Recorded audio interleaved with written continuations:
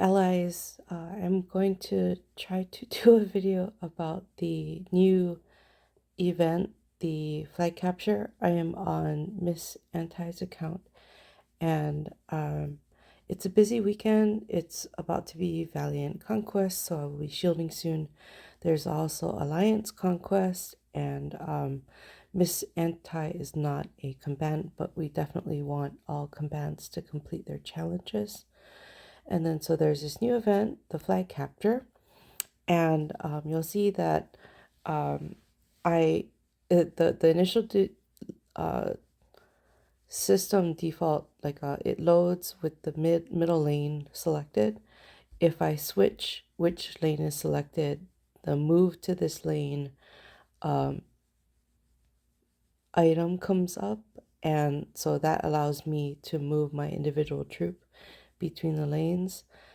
If I want to edit my troop, I can open the field. It's important. Well, one thing that you can do that's different than Apex Match is that you can apply Mega March to the troops so that you can make sure that you have the highest troop count available. And we've been advising people to send their strongest troop. So whatever your main march is. Um, all right. And then as a reminder, Mega March refreshes or has a cooldown period of 12 hours. And so there's also this command for swap. Um, that command is available for R4, R5 within an alliance. And what that will do is so right now I have the middle lane selected, and if I choose swap, it will ask me if I want to swap all the troops in the lane from the middle lane to the right lane. And so that command is available for R4, R5. If you are not R4, R5, it will still show the edit troop during the preparation phases of the matches. And if you want to look at the deployments, one thing to note is that when you load the deployment, it will not default to what you had selected before. It will actually default to the left lane. And one thing that I wanted to show is that in the deployment sign up area, it shows players with not participated as the order information. For the flag capture, in order to access the alliance prizes, you do need to sign up for the event. So you may not be a combatant, say, but it's still important to sign up your troop in order to gain access to the prizes. Right, and then we are all in a group of 6, and you can see the point standing at this stage. An important thing is this schedule record for after battles have started. It will, each of the schedule pages for the rounds will show who is lined up with whom, and will also show the future lineups as well. And so right now we are in preparation phase before we go against this #1 alliance. And an important thing about this schedule record is that you can take a look at what um, the alliances did for their lineups. And so if I want to take a look at this #1 alliance battle previously, it will start to automatically show what the battles look like. There are controls on the bottom. And again, it will start to, you have to select which lane you want to look at. There's a speed control to the playback. An important one is the battle log, where you can actually look at the battles that occurred.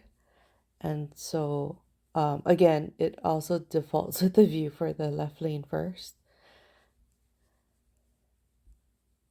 And so if I look at the right lane and I see this player here, one thing that is interesting that I didn't realize until I reviewed this is that there's this little I button, and you can actually see the heroes that the players used in the battle. And so in this case, you can actually pretty clearly see these two should be fighter versus fighter. It's a T11.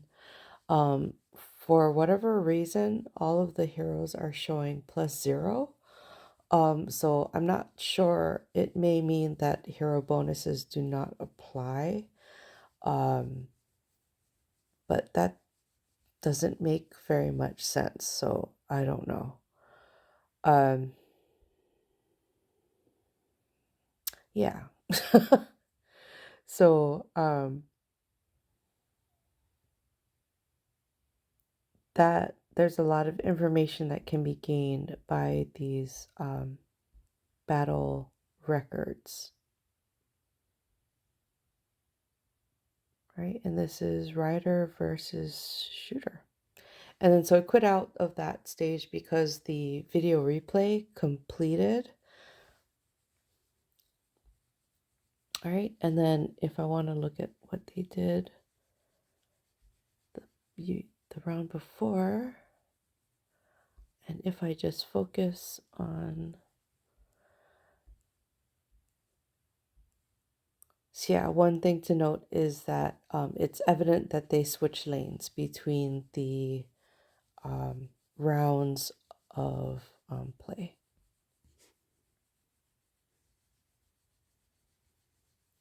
Rider versus fighter, and the rider won.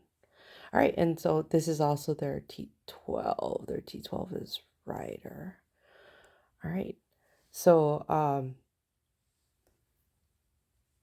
yeah, in another way of kind of like thinking about it, we're not going to be able to predict what lane that T12 player is going to be in.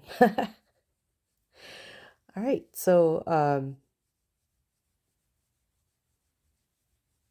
and that was, I think I was looking at the wrong lines anyway. So anyway, yeah, it's a lot of information, but there are like switches that occur between the battles to be aware of. And I'm gonna just peek again.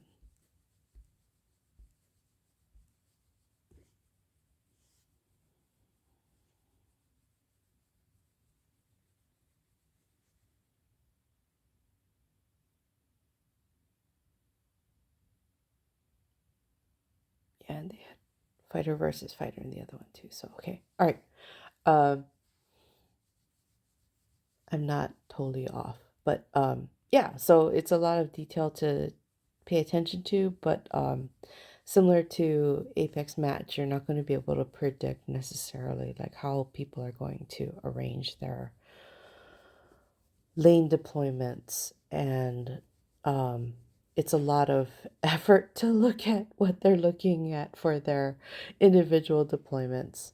But also note that individuals can switch their troops between lanes during the preparation phase between each round. So that may also occur. And, you know, it's not really worth the effort trying to predict. You just want to just set up your team as best as you can with the information available. All right. So I hope that helps, and I hope that everybody gets free prizes. And for prizes, like right now, it looks like the only prizes that have been awarded have been the Alliance win-loss prizes. But it's available. You can see it in the shop, and they have like pretty good prizes. And then the information about the event is located in this like little book area. Our team is legend. As far as we can tell, the league is originally assigned based on your reservoir league. Um, and then, so these are the awards that have been awarded. They have given the battle reward um, prizes. I have seen no indications that the kill rewards have been issued. So I don't know when those are going to be issued. But you can also see how many battles your player has or your troop has gone through by looking at that battle record. All right, I hope that helps.